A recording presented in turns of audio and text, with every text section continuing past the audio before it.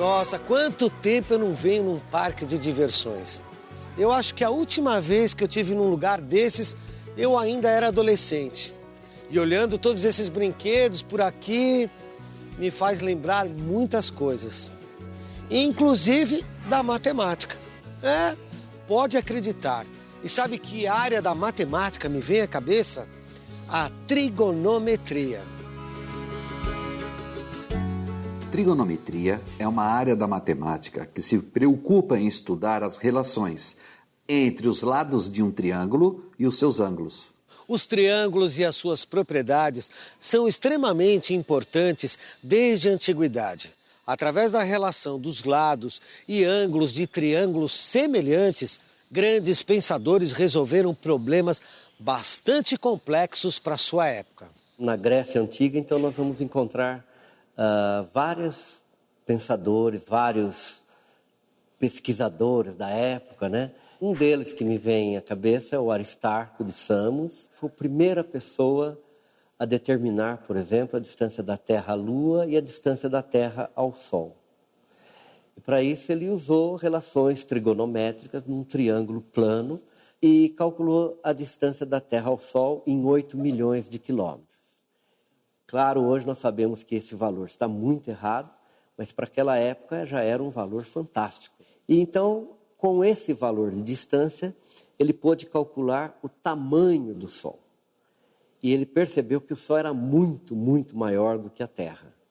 E claro, ele começou então a imaginar que se o Sol é tão maior do que a Terra, por que é que o Sol gira ao redor da Terra e não a Terra gira ao redor do Sol? E aí foi um passo para ele mesmo propor um modelo heliocêntrico, com o Sol no centro do universo, o que contrariava os modelos gregos do universo que colocavam a Terra no centro.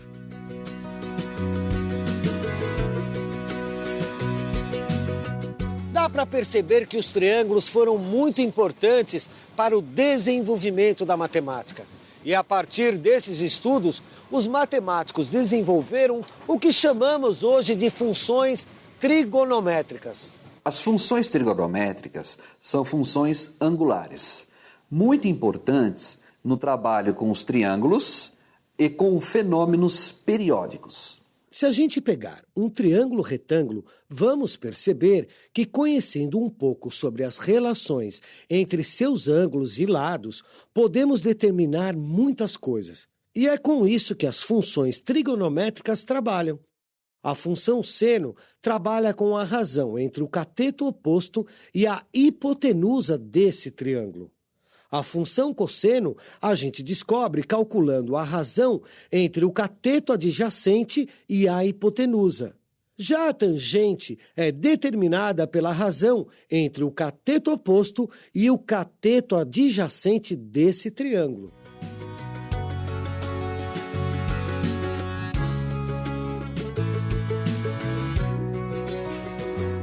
Os matemáticos descobriram que, a partir dessas funções, é possível calcular as medidas desconhecidas de um triângulo retângulo, conhecendo somente a medida de um lado e de um ângulo. Agora, como é que se faz para calcular isso? A primeira tabela que se conhece foi produzida por Hiparco. Ele pegou uma circunferência e criou cordas nessa circunferência, que são segmentos de reta que ligam dois pontos dentro dessa circunferência. Pegando uma corda e uma área delimitada por essa corda, ele construiu um triângulo, formando ângulos conhecidos e a distância dessa corda, que também era conhecida. A partir dessas relações de lados e ângulos, ele conseguiu encontrar os valores de seno, cosseno e tangente. Hoje as tabelas não são mais tão utilizadas porque esses valores estão disponíveis nas calculadoras. De qualquer forma, usando a tabela ou a calculadora, a gente é capaz de determinar os valores que nos ajudarão a calcular as medidas desconhecidas do triângulo. A tabela trigonométrica pode nos ajudar, e ajuda, no caso de eu precisar encontrar um dos lados do triângulo, por exemplo. Eu tenho um triângulo que eu tenho um ângulo interno de 15 graus e eu quero calcular um dos seus lados, por exemplo, o cateto oposto. Sabemos que envolve cateto oposto e hipotenusa conhecida é o seno. E eu vou na tabela e verifico quem é o seno de 15 e uso a definição. Seno de 15 é cateto oposto, x, que eu quero encontrar, dividido pela hipotenusa, 5, que é dado. Seno de 15 pela tabela trigonométrica é 0,26, que é igual a x sobre 5. Fazendo a operação matemática, 0,26 vezes 5 é igual a x. Ou seja, o valor desse cateto é 1,30. Legal, mas para que serve esse cálculo? A trigonometria ela está super presente no estudo astronômico que a gente faz, né, do universo de uma maneira geral. Os astros estão tão longe, que para medir a distância, eu uso várias estratégias, várias técnicas. A primeira estratégia, o primeiro passo, é o fundamental. É ele que vai determinar a qualidade do que vem depois. Okay? E esse primeiro passo é a medida de um ângulo e a utilização de uma lei de seno, cosseno, da trigonometria plana, como a gente aprende na escola muito cedo, não é?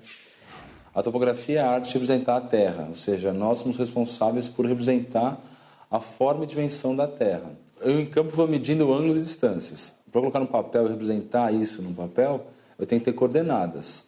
Assim, eu aplico a trigonometria e transformo esse ângulo, essa distância, através do cálculo de seno e cosseno, em uma coordenada. Bons exemplos, né? Sabe por que eu lembrei da trigonometria justo aqui no parque? Por causa do ciclo trigonométrico. O ciclo trigonométrico é um artifício matemático que ajuda a quem estuda trigonometria a construir triângulos dentro do ciclo trigonométrico, envolvendo diferentes ângulos. Assim, é muito mais fácil você construir uma tabela utilizando desses diferentes ângulos, envolvendo o seno, cosseno e a tangente. O ciclo trigonométrico pode ser representado por um círculo de raio 1, orientado no sentido anti-horário. No centro, dois eixos perpendiculares se cruzam, assim como no plano cartesiano que a gente já conhece. Mas aqui, o eixo horizontal é chamado de eixo dos cossenos e o vertical de eixo dos senos. Se a gente olhar para a roda gigante, a gente vai perceber que ela é um ótimo exemplo para entender o ciclo trigonométrico. Sobre a imagem da roda, podemos representar o círculo e os eixos dos cossenos e dos senos. E cada região entre os dois eixos representa um quadrante. Se o ângulo a ser estudado está entre 0 e 90 graus, o trabalho está sendo feito no primeiro quadrante. Se o ângulo estiver entre 90 e 180, o trabalho está sendo feito no segundo quadrante. Se o ângulo estiver entre 180 e 270, o trabalho está sendo feito no terceiro quadrante. E por último, se o ângulo que eu estou trabalhando está entre 270 e 360, isso implica que eu estou trabalhando no quarto quadrante.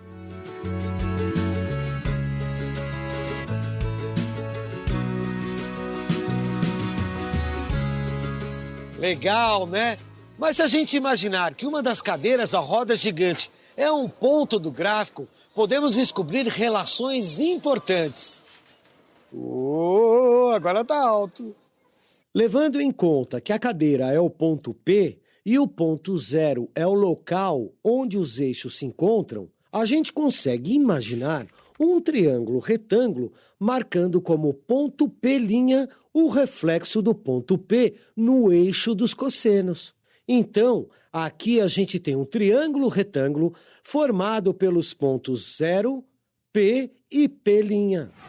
E com esse triângulo retângulo, já podemos descobrir os valores de seno, cosseno e tangente desses ângulos, aplicando as fórmulas de cada função trigonométrica. Como estamos trabalhando com o triângulo retângulo OP, P', vale aqui o teorema de Pitágoras. Se P', no nosso caso, é o seno do ângulo e OP' é o cosseno do ângulo e OP vale 1, pelo Teorema de Pitágoras, chegaremos que seno ao quadrado mais cosseno ao quadrado é igual a 1.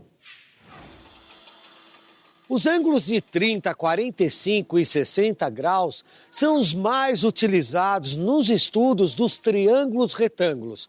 Por isso, eles são chamados de ângulos notáveis. Esses ângulos são chamados de notáveis por conta da facilidade de verificá-los dentro de figuras geométricas já conhecidas, como o triângulo equilátero e o quadrado.